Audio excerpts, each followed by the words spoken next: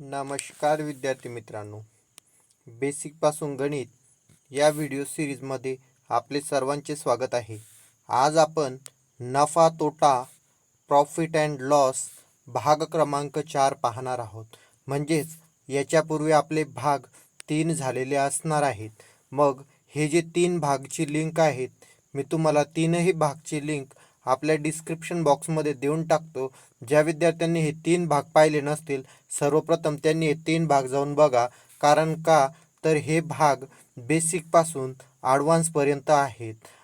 नफा तोटा या प्रकरणावरती आपले एकूण 1, 2, 3 आणि 4 भाग झालेले आहे.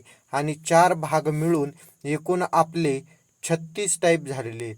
4 भाग मिळून किती टाईप झालेले आहेत? 36 टाईप आपले झालेले आहेत. आणि या 36 टाईपवरती आपण जे जवळपास 80 क्वेश्चन घेतलेले आहेत. 4 भाग मिळून किती क्वेश्चन घेतलेत? 80 क्वेश्चन घेतलेले आहेत. आणि 80 क्वेश्चनच्या बाहेर पोलीस भरतीला तुमचा प्रश्न जाणार नाही याची आपण काळजी घेतलेली आहे. त्यामुळं पूर्ण व्हिडिओ बघून घ्या. 4ही भाग व्यवस्थित बघा. तुम्हाला नफा तोटावरती कुठलाही प्रश्न चुकणार नाही. आणि जर चॅनलवर नवीन असाल तर चॅनलला सबस्क्राईब करून घ्या आणि व्हिडिओला लाईक करायला विसरू नका. चला तर मग आपण आजच्या प्रश्नांना सुरुवात करू. बघा, आजचा प्रश्न क्रमांक 1 आहे.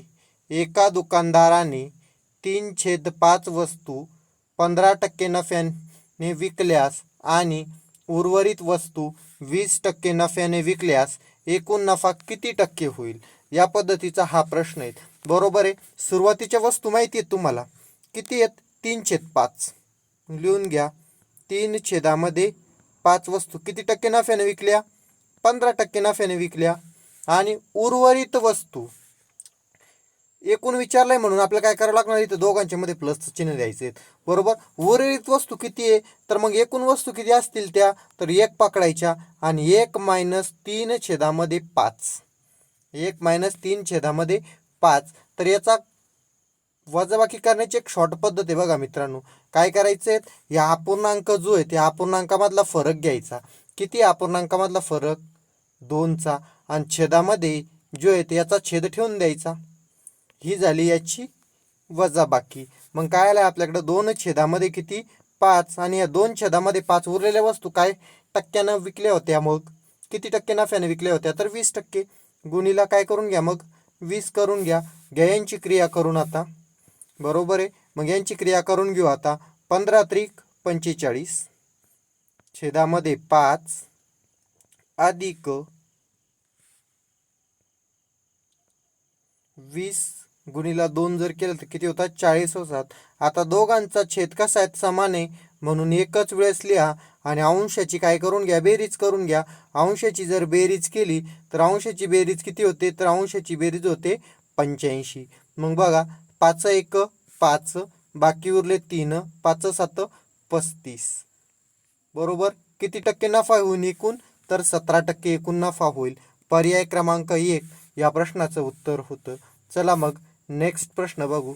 नेक्स्ट प्रश्न आहे प्रश्न क्रमांक 2. एका दुकानदाराने 5/9 वस्तू 15% नफ्याने विकल्यास आणि उर्वरित वस्तू 20% नफ्याने विकल्यास एकूण नफा किती? बरोबर. या पद्धतीचा प्रश्न आहे.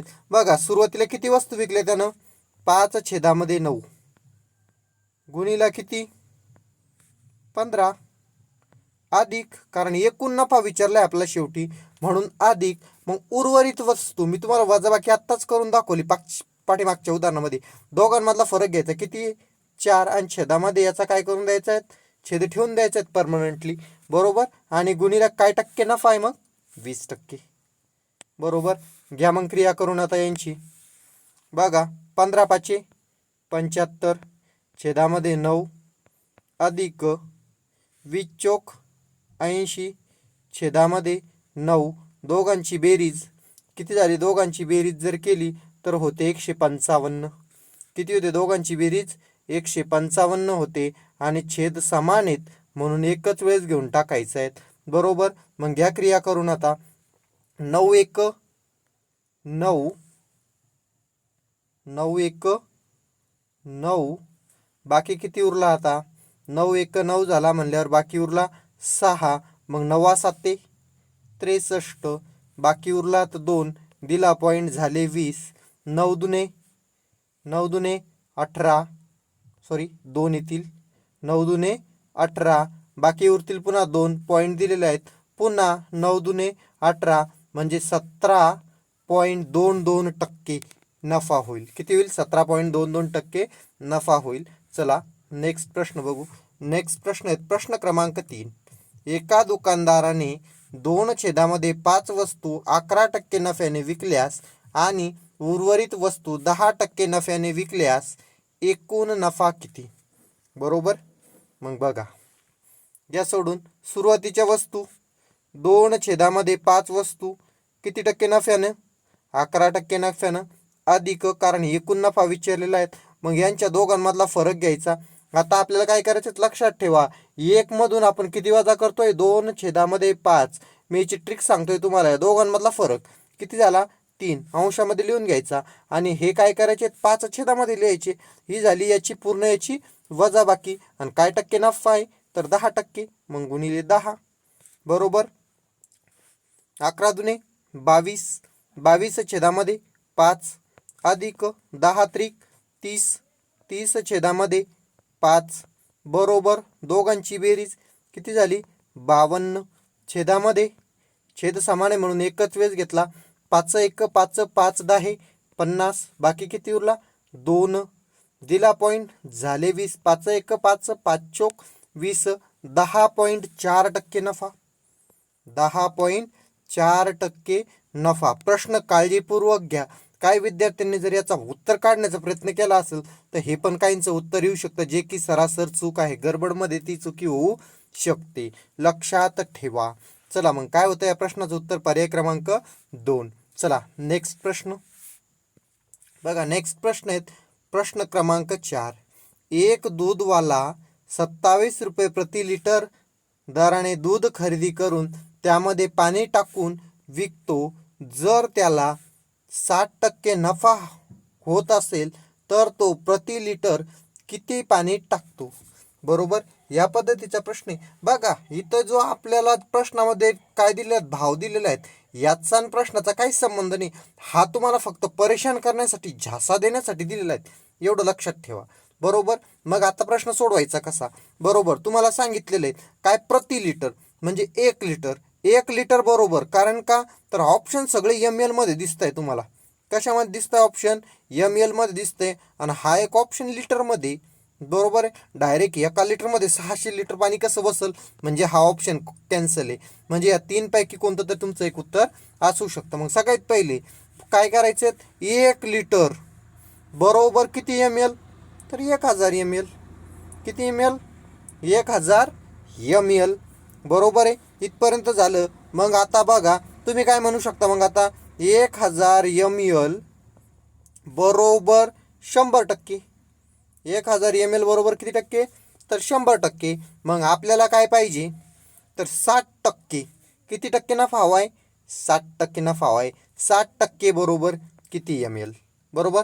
आता तिरकस गुणाकार करून घ्यायचा आहे दोघांचा. बघा 1000 ML गुणिले 60 ML छेदामध्ये 100.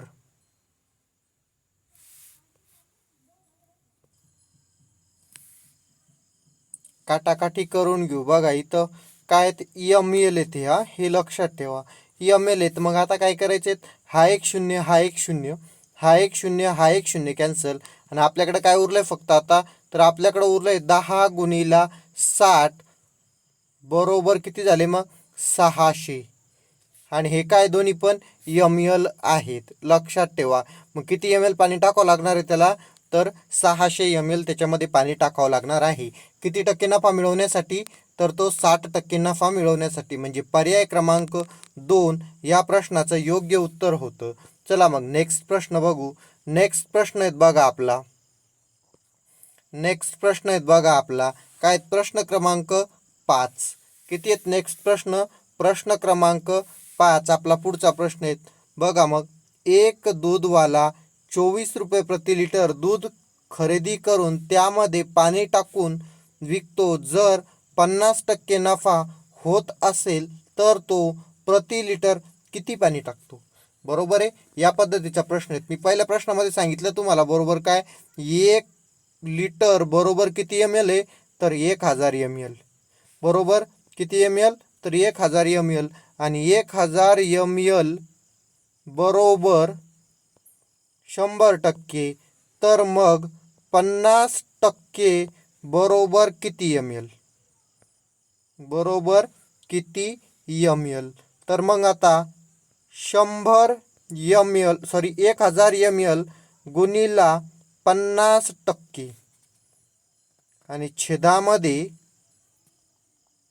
100 ml. 1 2 1 2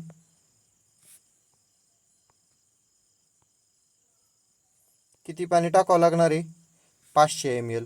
म्हणजे पर्याय क्रमांक किती होता, तर 3 होता. चला नेक्स्ट प्रश्न घेऊ. नेक्स्ट प्रश्न जो आहे, आता हा प्रश्न मला तुम्ही सॉल्व करून दाखवायचा आहे आणि यापैकी कोणतं उत्तर आलं ते मला कमेंट बॉक्समध्ये कमेंट करून द्यायचं आहे आणि टाकायचं आहे. प्रश्न क्रमांक 6 याचं उत्तर यापैकी जे येईल ते तुम्ही कमेंट बॉक्समध्ये कंप्लीट करून द्यायचं आहे. चला मी तोपर्यंत पुढचा प्रश्न घेतो. पुढचा प्रश्न आहे आपला प्रश्न क्रमांक 7. कोणता प्रश्न आहे, प्रश्न क्रमांक 7 हा पुढचा प्रश्न आहे. एका दुकानदाराने 2 वस्तू प्रत्येकी 20,000 रुपयाला विकल्या.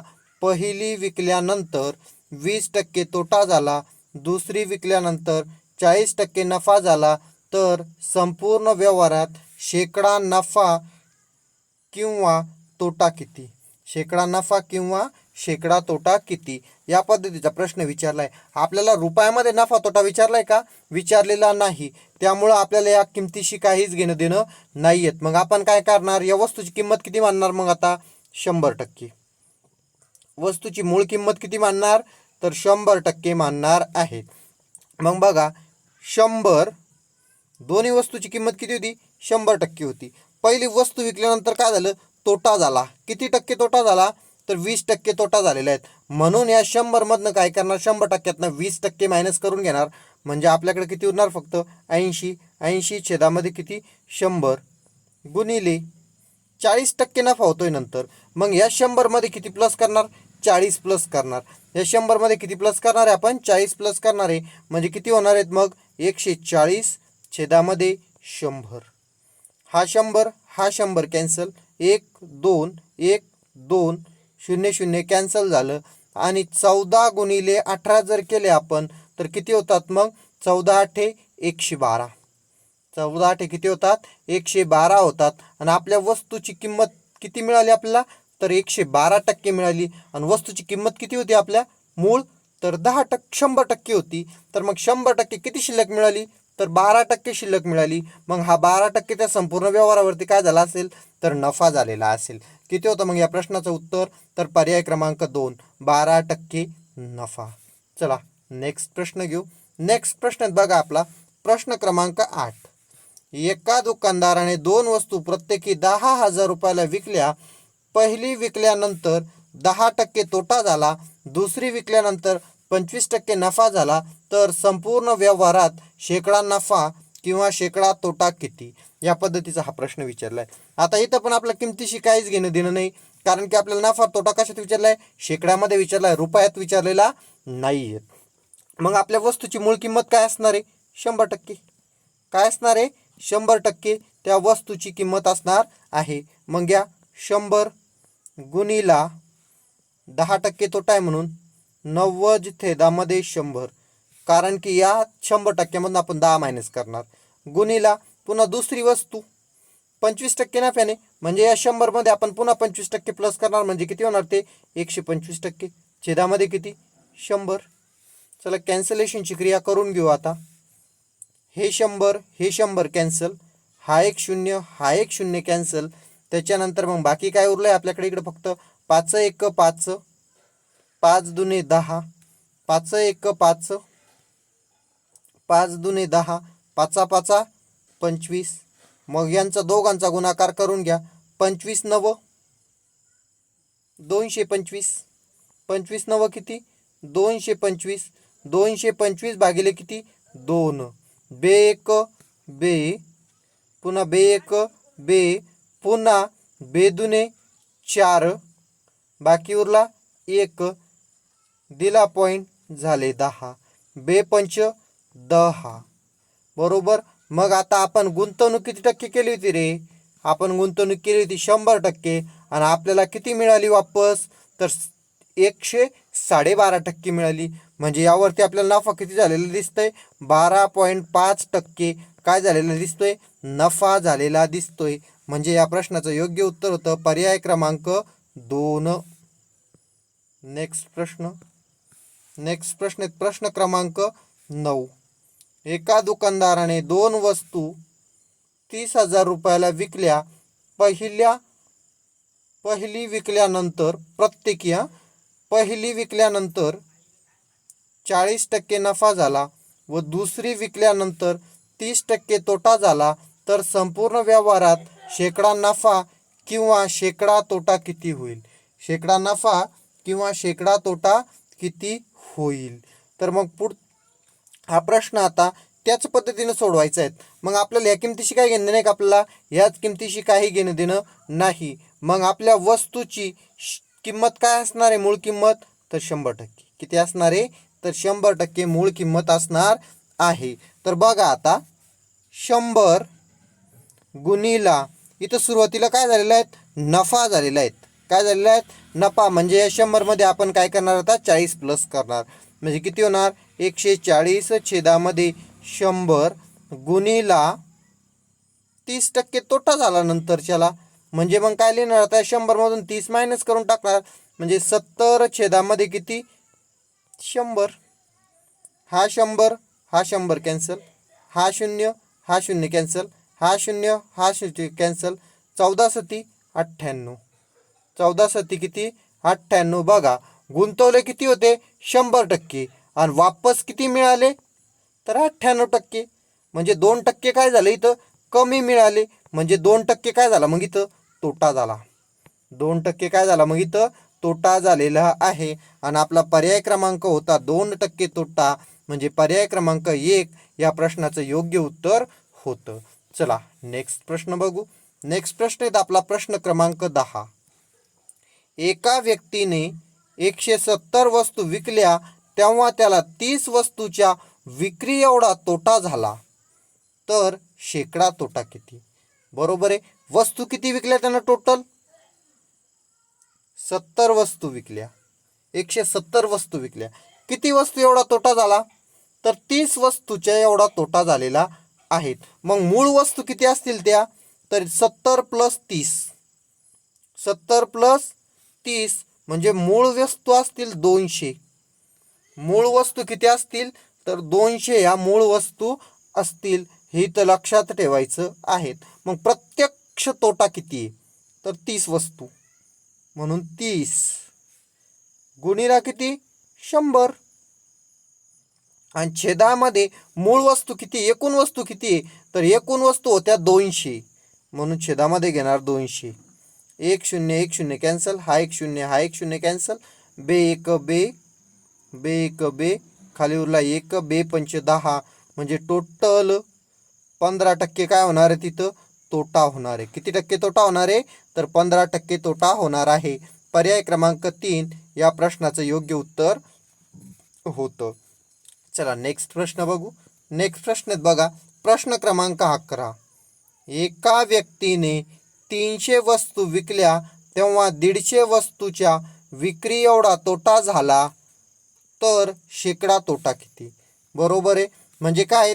300 वस्तू विकल्या तरी पण 150 वस्तू एवढा काय झाला तिथं? तोटा झाला. म्हणजे एकूण वस्तू किती असतील? तर 450. एकूण वस्तू किती असतील? तर 450 या एकूण वस्तू असतील. इथं लक्षात ठेवायचं आहे. प्रत्यक्ष तोटा किती आहेत? 150. प्रत्यक्ष तोटा किती आहेत? 150. 150 गुणिला 100 छेदामध्ये 450. छेदामध्ये किती? तर 450. आता कॅन्सलेशनची क्रिया करून घेऊ. हा 1 0 हा 1 0 कॅन्सल, 15 1 15, 15 त्रिक 45. आपल्याकडे खाली काय उरलंय? 100 छेदामध्ये 3 आणि 3 1 3, 3 त्रिक 9, बाकी उरला 1, 3 1 3, 3 त्रिक 9, बाकी उरला 1, दिला पॉईंट झाले 10, 3 त्रिक 9 आणि 3 त्रिक 9 बरोबर, म्हणजे 33.33% काय झाला मग इथं, तर तोटा. पर्याय क्रमांक 1 या प्रश्नाचं योग्य उत्तर होतं. चला नेक्स्ट प्रश्न घेऊ आता. नेक्स्ट प्रश्न आहेत बघा आपला प्रश्न क्रमांक 12. नेक्स्ट प्रश्न काय आहेत, प्रश्न क्रमांक 12.